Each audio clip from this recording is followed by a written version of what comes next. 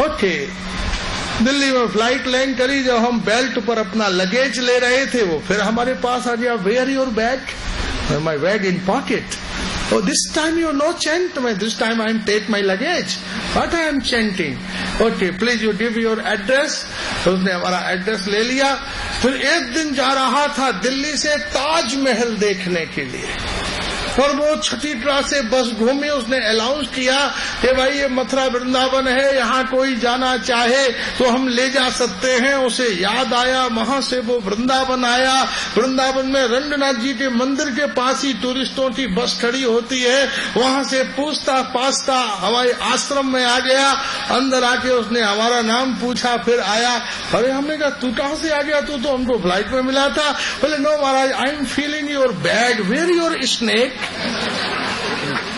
My snake is my room, inside room is my snake, and come and please I want is one piece your bag. हमने एक नई माला झोली और एक माला उसको दे दी. 5 मिनट रुका होगा, फिर वो वहां से चला गया. पूरे बस में बैठा बैठा कोई उसको हरे कृष्णा फिर आगे से फोन किया, Maharaj I am missing what you tell me, and again Hare Krishna. हमने उसको पूरा महामंत्र सुनाया. महाराज फिर चला गया. 3 महीने के बाद वृंदावन लौटा. 3 महीने के अंदर वो अपनी उसकी जो एक प्रेयसी थी, उस प्रेयसी को भी उसने हरे कृष्ण सिखा दिया. अपनी मैया को हरे कृष्ण सिखा दिया. अपनी यूनिवर्सिटी में कहीं वो वर्क करता था, वहाँ हरे कृष्ण सिखा दिया. और 3 महीने बाद आया, Maharaj you are very disturb with my life, I am sleeping but my brain is say Hare Krishna Krishna Krishna Hare Hare, Hare Ram Ram Ram Hare Hare. Every time is my brain is this remembering again to again. Maharaj Vrindavan में आकर भगवान का अत्यंत भजन और साधन करता है. इसलिए वैष्णव संगे रहोए, कृष्ण प्रेम गान. वैष्णव का आप संग करो, आप मदरा न पियो, बस शराबी का संग करो. तुम्हें पता ही नहीं चलेगा कब हाथ में मदरा आ गई और कब तुम नाली में गिर गए. तुम वैष्णव का संग करो, तुम्हें पता ही नहीं चलेगा कब हाथ में माला आ गई और कब तुम राधा कृष्ण के चरणों में गिर पड़े. इसलिए संगात संजायते काम, कामात् क्रोधो भी जायते, क्रोधात् भवति सम्मोह, सम्मोहात् स्मृति भ्रमो, स्मृति भ्रंशात् बुद्धिनाशो, बुद्धिनाशात् प्रणश्यते. भगवान ने गीता में कहा संगात संजायते काम. सारी की सारी दुनिया की बातों का आश्रय क्या है? संग. इसलिए दुनिया में और सब कैसा भी हो आप काम चला लेना, कैसा कपड़ा, कैसा भोजन, कैसा कमरा, कैसा संबंधी, दुनिया की बात हो, लेकिन दुस्संग से बचना. अगर दुस्संग कृष्ण विमुख प्राणी का संग है तो मनुष्य जीवन व्यर्थ और बर्बाद हो जाए.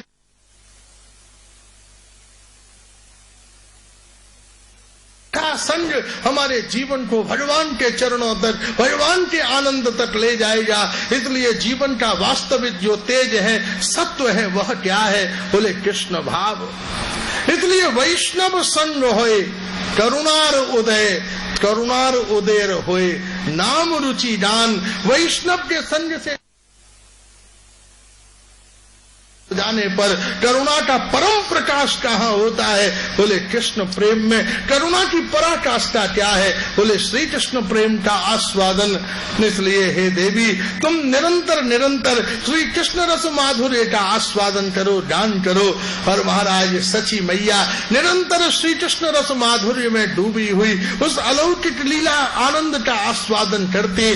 सची मैया के चारों ओर तेज का एक विराट पुंज बन गया था, और उस विराट विभ्राट तेज पुंज के मंडल में वह सुशोभित हो रही थी. जीवन का अत्यंत आनंद रस व्याप्त था.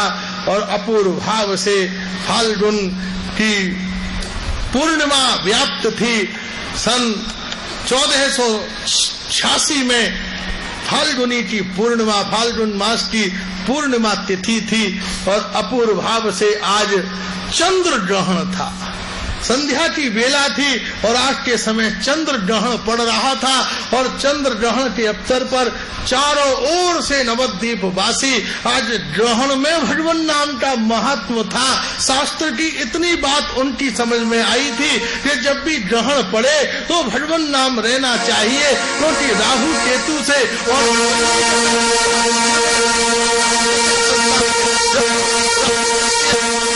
लिया तो उनकी भगवान मोहिनी ने अपने सुदर्शन किया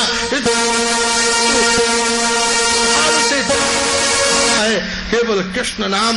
इसलिए सारे नदिया वासी आज जो नास्तिक थे, आस्तिक थे, मूर्ख थे, विद्वान थे, विषयी थे, जो चरित्रहीन थे, पथभ्रष्ट थे, दूसरे जाति वर्ण लिंग के थे, वो अभी आज सब के सब हरि बोल हरि बोल हरि बोल हरि बोल कहते हुए गंगा के तट पर एकत्रित हो गए थे।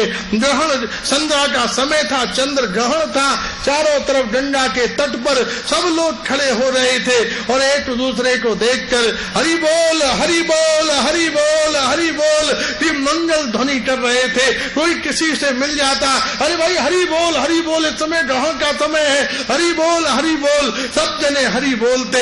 और उधर चंद्रमा का ग्रहण से निवारण हुआ, सारा नवद्वीप ने गंगा में गोता लगाया और गंगा में गोता लगा के आज बड़े बड़े कृपण भी दान कर रहे थे। ग्रहण के पास दान का विधान था, बड़े बड़े कृपण भी दान कर रहे थे, उदार भी दान कर रहे थे, कोई गौ दान, कोई स्वर्ण दान, कोई वस्त्र दान। स्थिति ऐसी हो गई थी कि आज नदिया में कोई दान करने वाला नहीं मिला।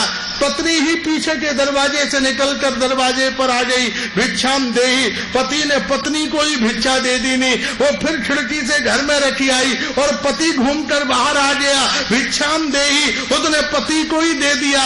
चलो पति पत्नी ने सोच लिया हमने दान भी कर लिया और घर में भी सामान लौट कर आ गया, कुछ नष्ट भ्रष्ट भी नहीं हुआ। लोभी भी अपना उपाय ढूंढ रहे थे और कामी भी, सब श्री कृष्ण माधुर्य रस में डूबे हुए थे। उसी समय सची मैया के गर्भ से राधा गोविंद के मिलित तलु कली पावनावतार श्रीमन महाप्रभु आविर्भाव हुआ। निदाई गौर हरि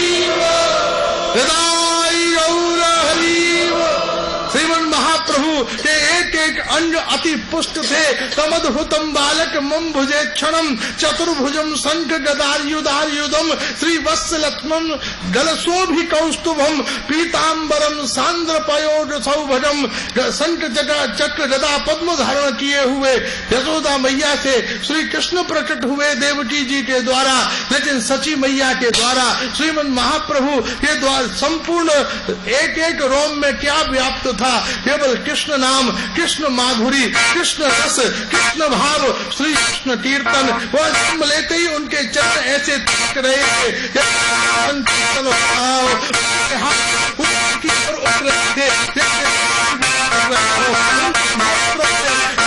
की मंगल धारा का अस्फुट प्रवाह हो रहा था और उनके रोम रोम और अंग अंग से भगवान के प्रेम की मंगल धारा का समुच्चारण चारों तरफ व्याप्त था। पूरी नदियां भजन कर रही थी और उस संपूर्ण नदिया के भजन के परिवेश में नदिया नागर, नदिया ईश्वर स्वयं चैतन्य महाप्रभु का आविर्भाव हुआ।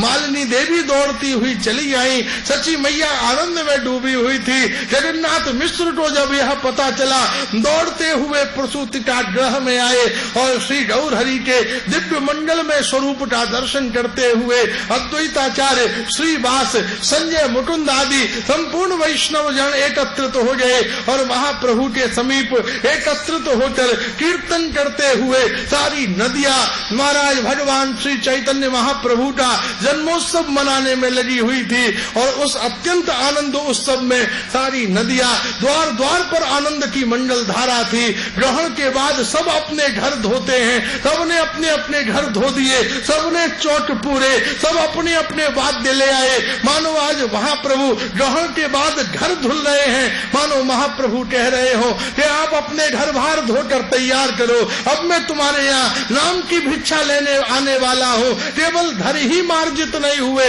सबके नेत्र मार्जित हुए जा रहे थे। जैसे सूर्य से उदित होने से पूर्व उसकी आभा आ जाती जाती है, ऐसे ही महाप्रभु के पूर्व ही आज चंद्रग्रहण के निमित्त से चारों ओर हरि बोल की मंगल ध्वनि हो रही हो। आज राहु और केतु के प्रति जो भगवान का क्रूर भाव था, आज भगवान ने अपनी लीला में उन राहु और केतुओं को भी स्थान प्रदान किया कि चलो आज तुम्हारे ग्रहण के निमित्त से सब हरि बोल की ध्वनि करेंगे।